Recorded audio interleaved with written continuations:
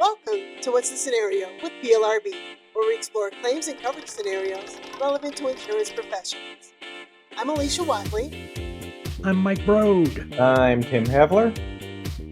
And I'm Mike Wallace, and this is 60 Minutes. Let's go. You're back! Yeah.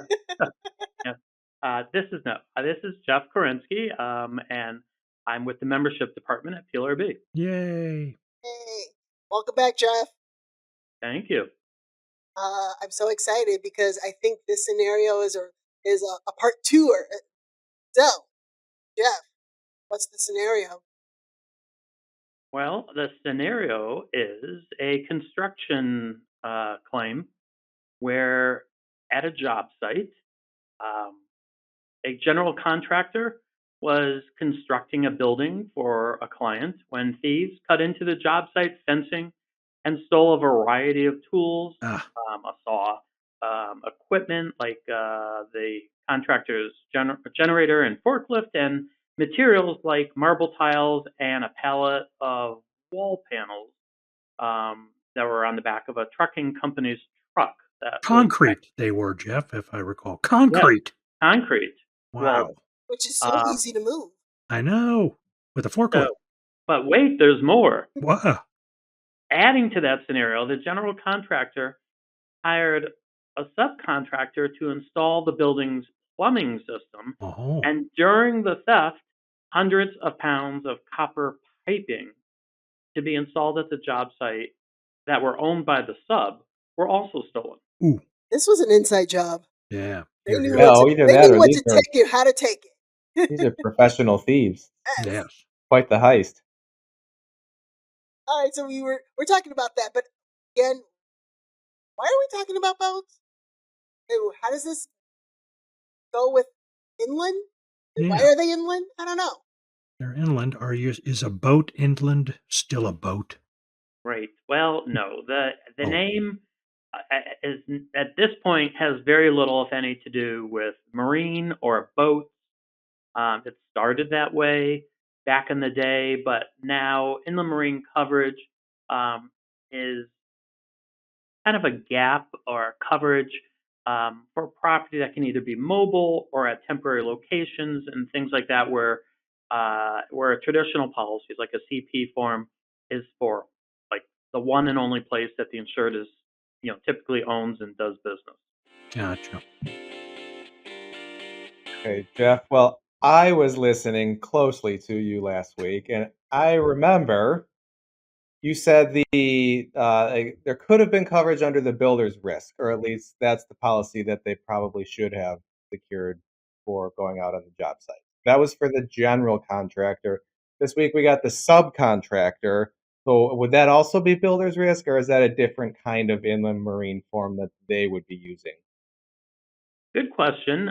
In some cases, a sub might also decide to get a builder's risk, but more often than not, they may get an installation floater where they can describe certain types of property and have coverage, at an offsite location. And contractors' equipment is going to come in handy for subcontractors and general contractors. And then lastly, the motor truck cargo form, that comes into play with transportation, shipping situations. So it really depends on what the use is and what the property is, but we can jump into that. Huh. So I'm a literal person, Jeff, when I read things. So you talk about an installation floater form. So is that for only things that float? So we wouldn't cover the forklift under there because it wouldn't float? Well, I hate to float your boat here, but no, not quite. The installation floater, despite its name, it covers materials, supplies, machinery, fixtures, and equipment that will become a permanent part of the completed project while such items are at the job site.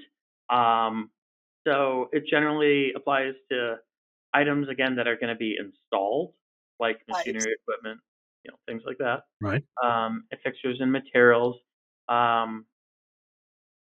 Once they are installed, including like an HVAC system or large appliances, or other building components. So it doesn't have to just be bricks and nails.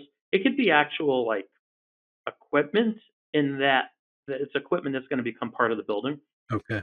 And then project materials before they are installed, and while they are being moved to the installation site, or while they are in storage at a site. Here they weren't in storage; they were at the site. The coverage though typically ends once the materials are installed and become part of the permanent structure. So like the things that are lying around, awaiting installation. Um, but items such as tools and things like a forklift or a generator, again, those aren't going to be covered even under the installation floater, since they wouldn't become part of the building that's being constructed. They're not being installed, right? Right. But the copper pipes, those would be covered under the installation floater form. That it would be good for like a plumbing company. This might be a perfect example. Like the plumbing company, they don't want to insure the whole construction project. They have a small slice of the job here. They just want to make sure that their pipes that they're installing are covered. And so that would be an example of like, I don't want the expense or the premium of covering everything. I just want my pipes covered. So you might get an installation floater for that. But again, we still have a problem with coverage for the tools as well as the forklift and generator. Not covered under builder's risk, not covered under installation floater. So who typically gets a builder's risk form and who gets the installation floater form? Good question. Well, the builder's risk is for the entire building project. So that would normally would appeal more or apply more to the general contractor, and an installation floater coverage is focused more on the specific items that are being installed. Now, if you have a sub that is taking on a big task and has a lot of things, it may be just simpler for them to get a builder's risk, but usually the subs are more inclined to get installation floaters. Well, Mike still needs coverage for his boat. Right. I think he's wondering if the inland marine is sure sounding like it's something different. You read my mind, Tim. Yes. Not yet. That'll have to be another podcast, I guess, for boat policies. But you are not. No, the floater. No, some inland marine coverages are commonly, referred to as floaters. It's only because the coverage provided, it floats, it travels wherever the property is That covered. makes sense.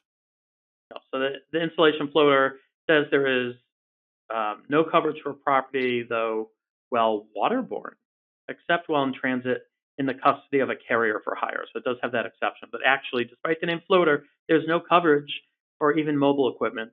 Hold on, Jeff. Water. Maybe. Here, hear me out on this one. Mm-hmm. Let's say the boat was going to become it was like one of those nautical themed seafood restaurant that this person's building, and we were going to put the boat up on the wall as a decorator item. Then maybe installation? That's a good question. Aha! I want to look at the property not covered section. Ooh. I don't know. This sounds like this boat is sinking.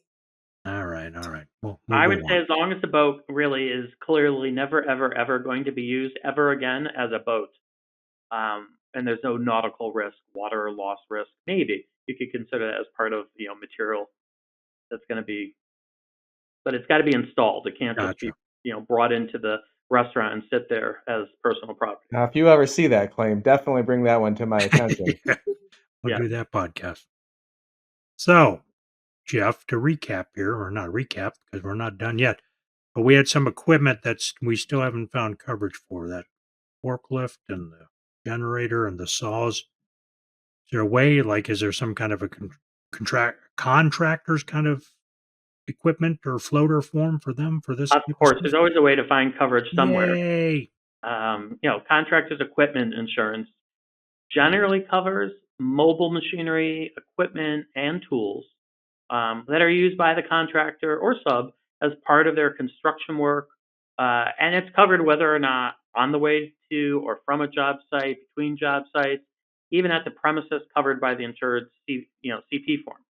So the form can actually sometimes overlap with the builder's risk, or a CP form. But the benefit of it is that the insured doesn't have to worry about the location of their tools or property at the time of the loss. A lot of contractors or subs, they carry around a bunch of tools and equipment in the back of their truck that they Right. take from job to job, and it never leaves their car. It's always moving around. So that's what this form is for. Um, and under the contractor's equipment insurance, in this case, the general contractor's um, generator that was stolen and their saw and even their forklift would potentially be covered under a contractor's equipment form. Cool. Yay. So there's one more. There is one more, I think. What? So I think the last one is the motor truck cargo. Oh, yeah. You are correct. So that one provides coverage for the cargo of goods being transported, typically by a trucking or freight transportation company, and the risks associated with the transportation of the cargo. So it covers the insured's legal liability for loss to property of others that the insured has contracted to transport by truck while on the insured's truck, and also while temporarily in storage at a warehouse or whatever. It's an interesting form because there's actually, even though it's a property form, there's a liability component to it. Ooh. Do tell. So it requires you kind of making sure look at the agreement between the parties of who's responsible for what during shipping.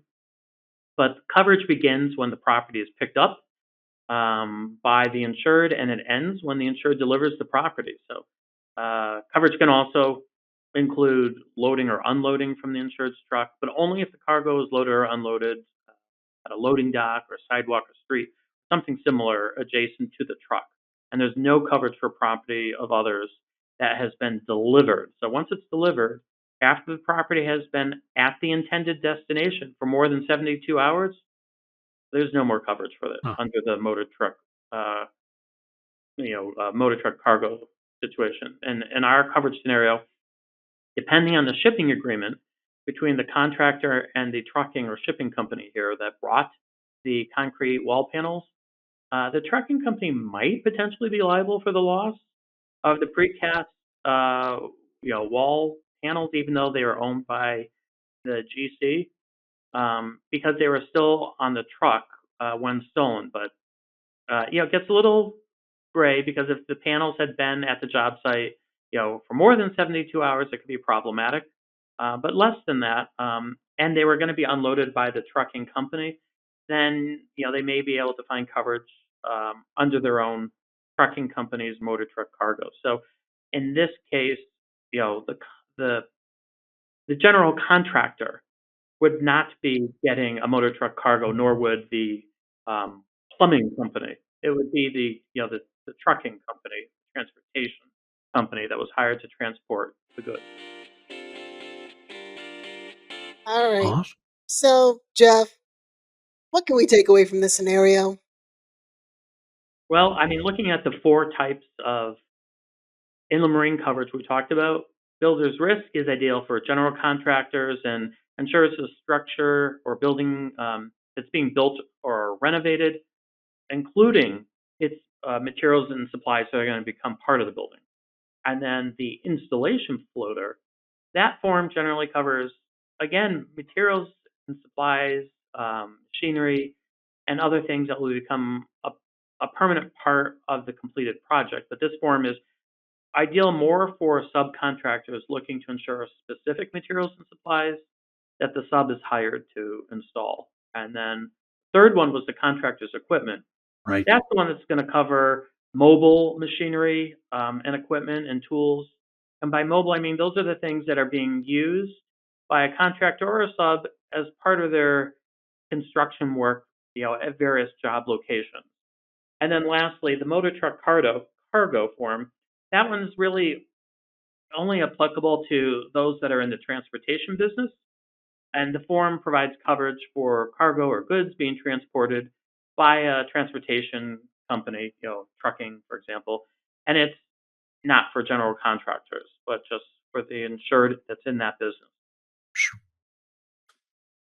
Cool. Mike, where can a curious member go to learn more about all things inland marine?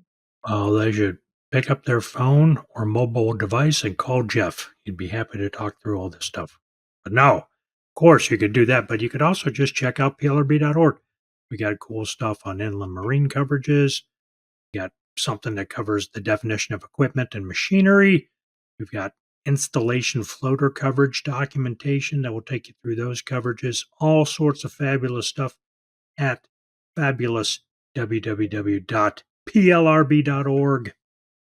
Oh, Alissha, Yeah. did we include all this wonderful information from our wonderful website in the show Sure. notes? Yay. Yes, we can share those links in the show notes. You can also find a recap of the key points from today's episode. You can find links to our social media. And you can also find information on how to submit your own adjuster story. Please. Yes.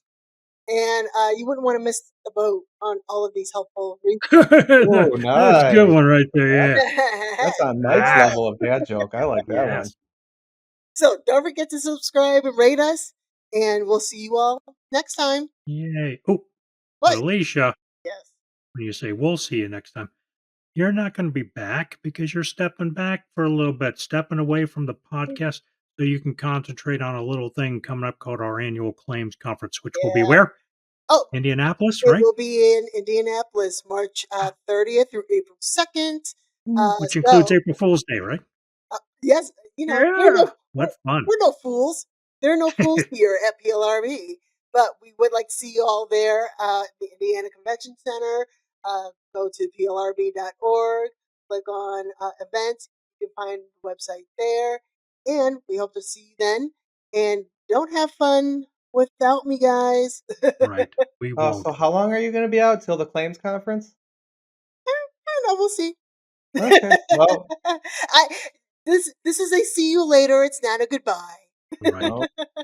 But we definitely have to take a moment to thank you, Alissha, Yes, for your we do. fine work here, not only with us on PLRB, What's the Scenario with PLRB, but Alissha was back on the old podcast, The Pod, Yes, PLRB On Demand. yes. She was the voice of that too. So my goodness, what a big loss for us. But Tim somehow will persevere, right? We will carry on. We'll try. So thank you, Alissha, for all your work and efforts. I appreciate it. Round of Thanks, applause for guys. See you And in Jeff Indy. says, "Yeah, just let me out of here. I'm done." All No, right. I'm waiting for an invite to go on your 50-foot yacht. Yay! Yay. Well, I'll say what I used to say on the pod. Until next time. The views and opinions expressed in this resource are those of the individual speaker and not necessarily those of the Property and Liability Resource Bureau, its membership, or any organization with which the presenter is employed or affiliated. The information, ideas, and opinions are presented as information only and not as legal advice or offers of representation. Individual policy language and state laws vary, and listeners should rely on guidance from their companies and counsel as appropriate.